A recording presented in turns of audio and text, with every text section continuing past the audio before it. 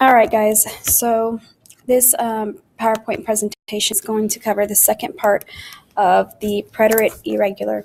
So I'm going to start out with the military chant. Hopefully you guys watched the first video that covered the first section of this chant with fui, the, and vi. I do apologize that video was as long as it was, but it was that initial starting point with the preterite irregular, and it can be quite tricky sometimes.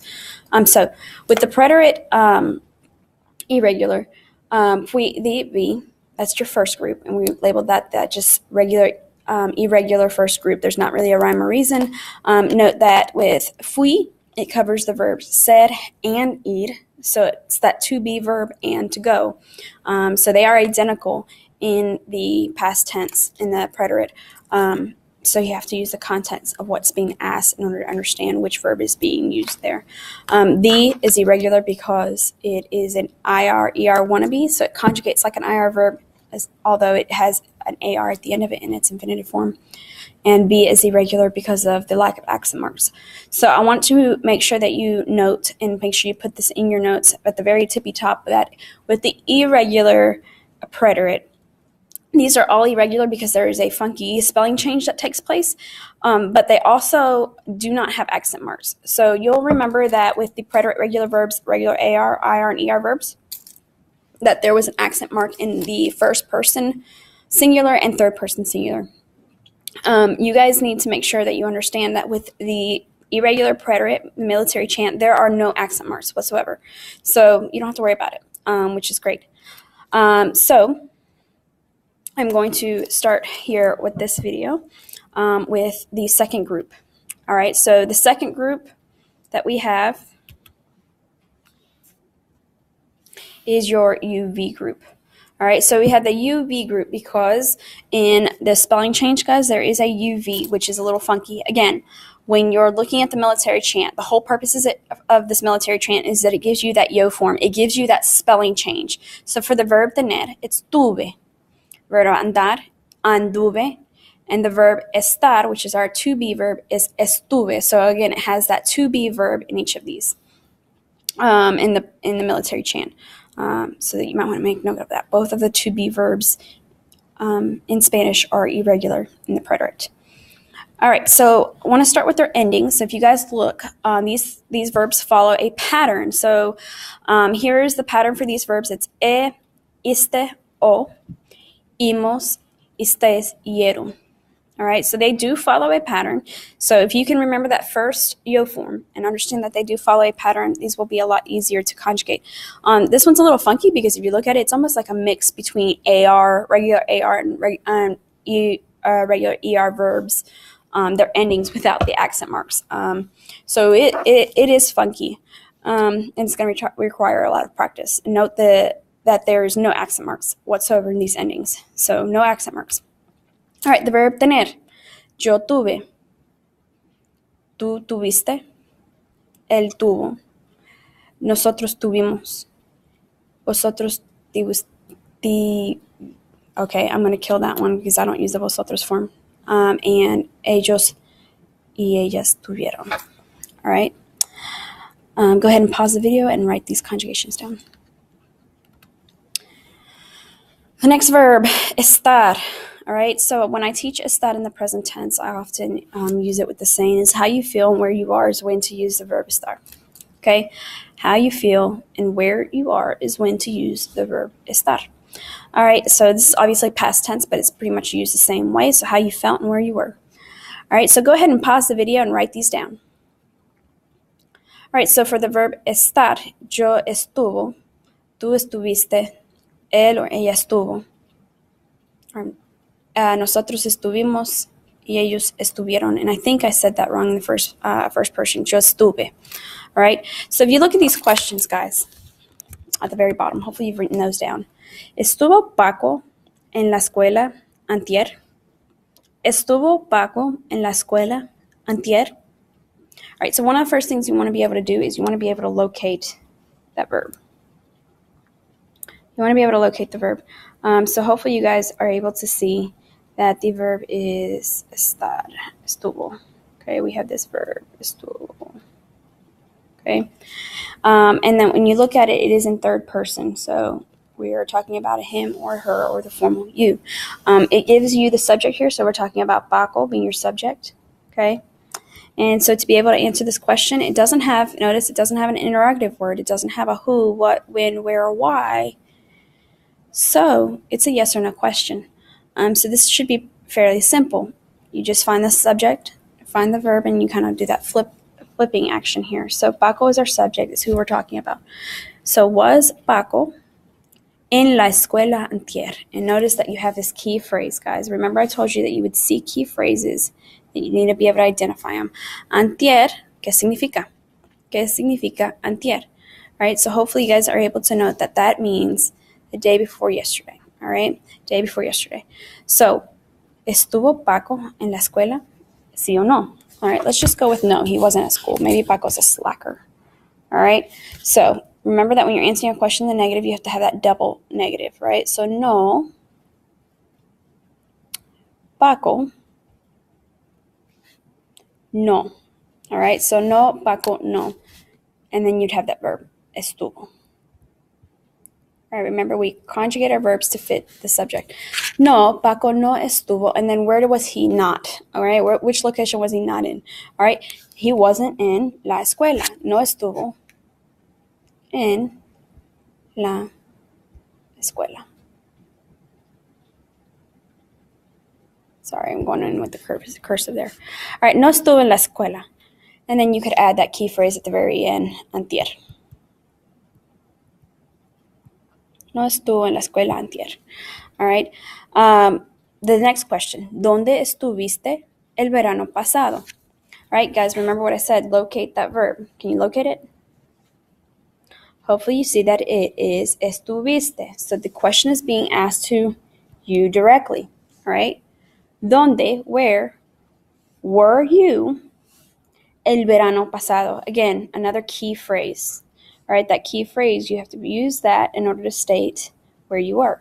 All right, specific period in time, el verano pasado. All right, so hopefully you guys understand this verb. All right, next verb.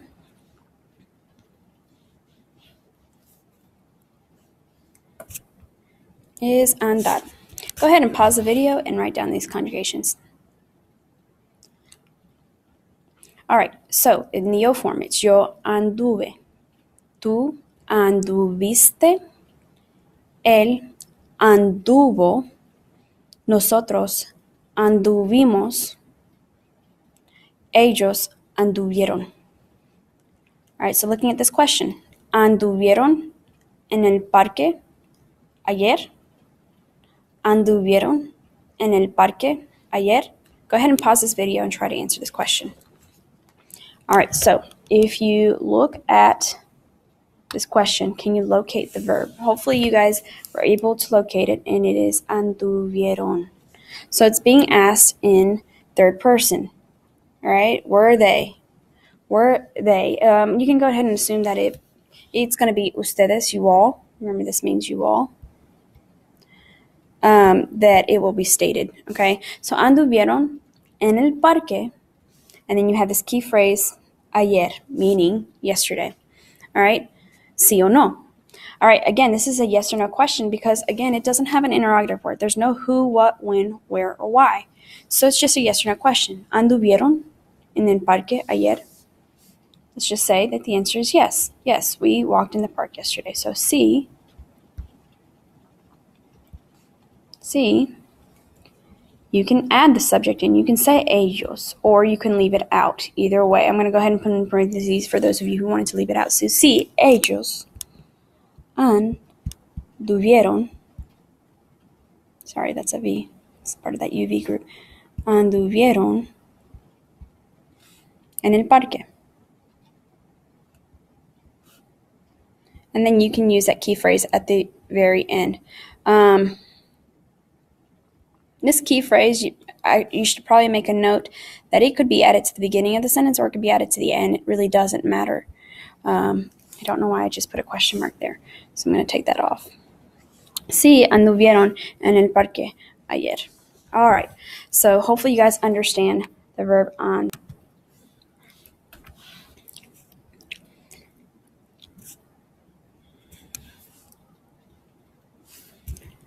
All right, the next group is going to be the you group.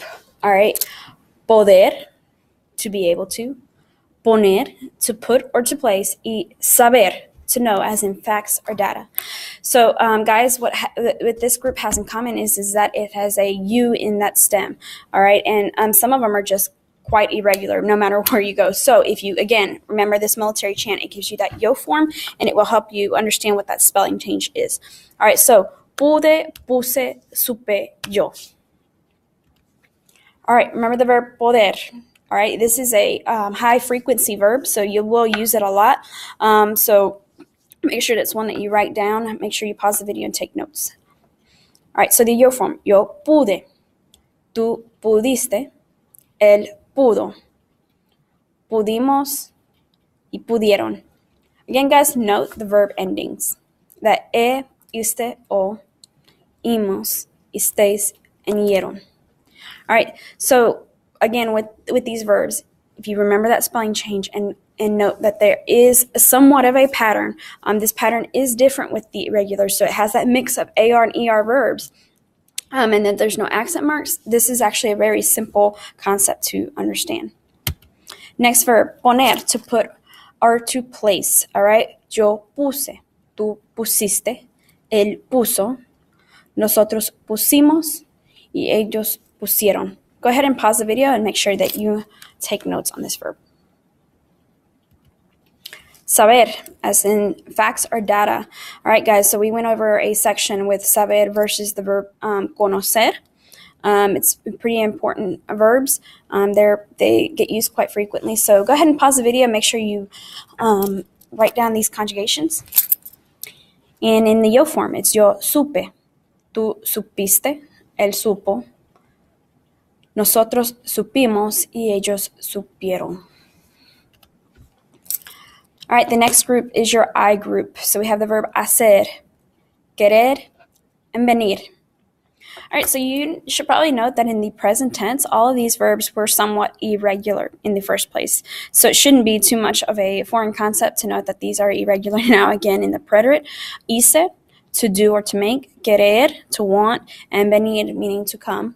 Hacer was like an irregular go verb, so hopefully you guys remember seeing it in that go verb unit of yo hago. Querer was a stem changer. It is no longer a stem changer, but it is part of that irregular group because it's really funky. And venir, which was a stem changer as well, it conjugated just like the verb tener in the present tense. In the past tense, it does not conjugate like tener at all, but it does fall into this irregular group. So make sure you write down the conjugations for these. All right, to do or to make, hacer. Yo hice, tú hiciste, él hizo, nosotros hicimos, ellos hicieron. Go ahead and pause this video and make sure you take these notes. All right, so what I wanted to talk to you about with the verb hacer is this. So I want you to make a note of the third person. All right, third person singular with hacer is a little funky. Note that it has this where it goes from the Z to the, I'm sorry, not from Z to C, from C to Z in third person. All right, and there is a purpose for that. So with this change right here that happens in third person where the C goes to Z, it is actually because of pronunciation. So I'm going to write this word out here. Hopefully you guys have all seen this movie. How many of you guys have seen the movie Coco? Coco. It's a great movie. If you haven't seen it, make sure you watch it. So in Spanish, the C and the O, when it comes to me, it makes the co sound. Co. All right, so it's hice, hiciste, and then if you did not change it, it would say hico. Right? Well, that's not how we pronounce this word. It's hizo. It makes the S sound. So we need that S sound, and in order for it to happen, that C has to go to a Z, because if not, you would be making the co sound. All right, so just remember it's hizo. Yo hice, tú hiciste, él hizo. All right. All right, the next verb that we have here is querer, to want. Well,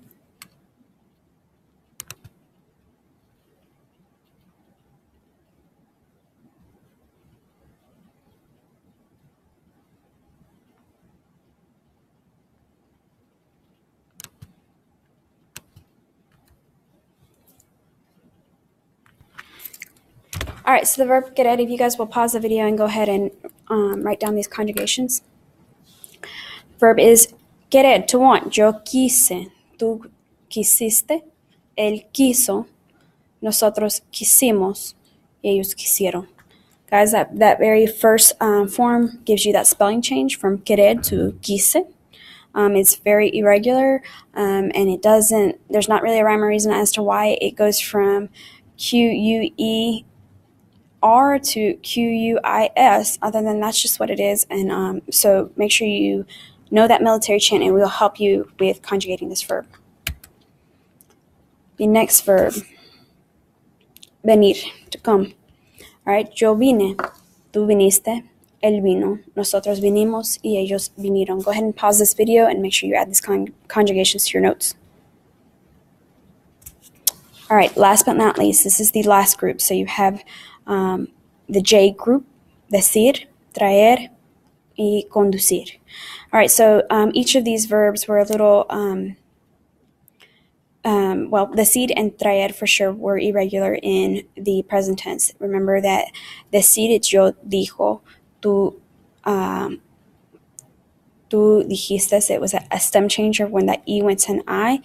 So it's a little funky still in the preterite. So it's part of the J group now. So again, this gives you that spelling change. Dije, traje, conduje, yo. All right, each of these verbs follow a pattern. So if you want to go ahead and write this down again, note that in the third person plural, there is no I there. It's E-R-O-N. Decir, to say. Yo dije, tú dijiste, él dijo, nosotros dijimos, y ellos dijeron. Traer, to bring. Yo traje, tú traíste, él trajo, nosotros traímos, y ellos trajeron. Go ahead and pause this video if you need to. All right, so trajeron ellos la comida a la fiesta. Trajeron ellos la comida a la fiesta. So, again, when you're looking at a question, does it have an interrogative word? In this case, it does not. There's not a who, what, when, where, why. So this is a yes or no question. You need to be able to locate the subject and locate the verb. Hopefully you guys are able to see that the verb here is trajeron. You have trajeron. All right, and ellos is listed. So did they bring the food? Trajeron la comida. Sí o no? Hopefully you guys at this point understand how to answer questions in Spanish.